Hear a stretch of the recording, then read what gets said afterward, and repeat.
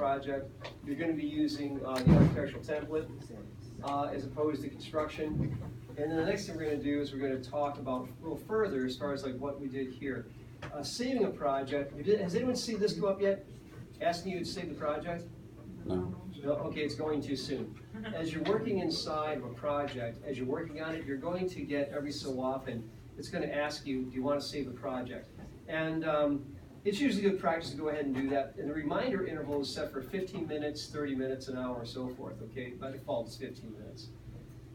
So then you've got zooming and panning, and we've already seen that it works just like AutoCAD, in the sense that if you need to zoom or pan inside of your drawing, you can go ahead and do it. If I'm here in level 1 right here, I'm just going to go ahead and do just like I do in AutoCAD, pull the wheel toward me, I zoom out, move it forward, I zoom in, and then I pan by holding my wheel down, just like we do in AutoCAD. No difference there at all. So that's something that is consistent between the two.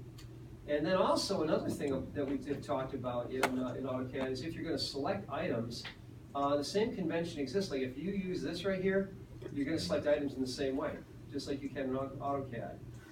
And so you can go ahead and click, and it'll go ahead and allow you to, as you hold your cursor down, you go ahead and select items, and you can also go in this direction, and the two operate just like the window and the crossing in AutoCAD. Only those objects that are entirely inside of it get selected when you go from left to right, and when you go from right to left, everything gets touched is selected, just like AutoCAD.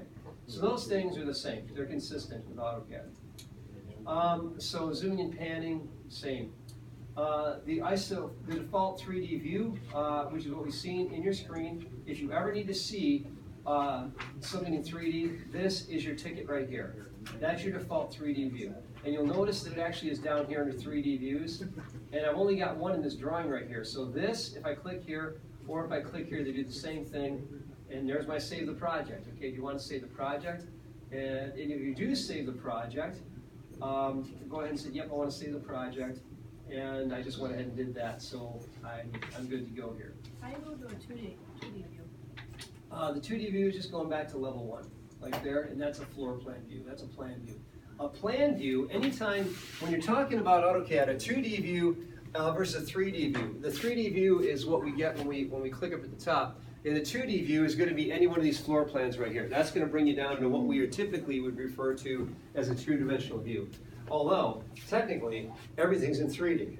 You're just looking at it in a two-dimensional convention. You're just looking at it orthographically.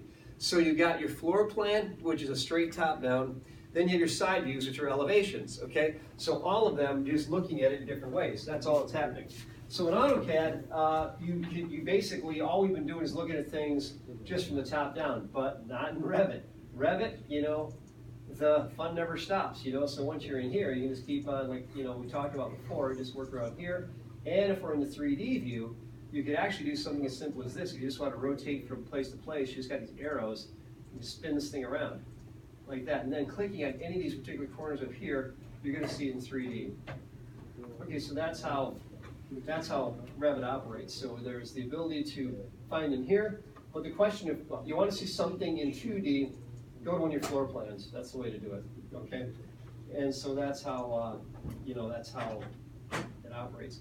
Now it talks about in Revit that you can also put in camera views, and you can actually put in a camera and give it a target, and then that allows you to create these interior views that you're going to get to. I don't think you guys got that far yet, but you can actually go in there and you can actually view snapshots of actual different information in the drawing. So that gives you a perspective view as opposed to an overall type view. That's it's not an isometric view, it's a perspective view. You're looking inside. Typically they're used for doing details. Viewing commands, we talked about visual styles, and you got these different visual styles which give you various types of looks, and these are for you to use just for your own benefit. You know, so if I want to see something and I want to see it with very little detail, I go to my 3D view and I say, you know what, I just want to see it in hidden line. It gives me a very, very plain Jane view, but I can also go down here and change it, you know, step by step to something more realistic until I get to that one. So that is, again, that's your viewing commands, and that's your visual styles. And then the last thing was this practice right here, which is open and reviewing a project, which we started and you guys get a chance to finish a little bit. But that's just how you work with AutoCAD. That's how you would go ahead and start and move forward. So what I'm going to do now is I'm going to open up the next chapter here. And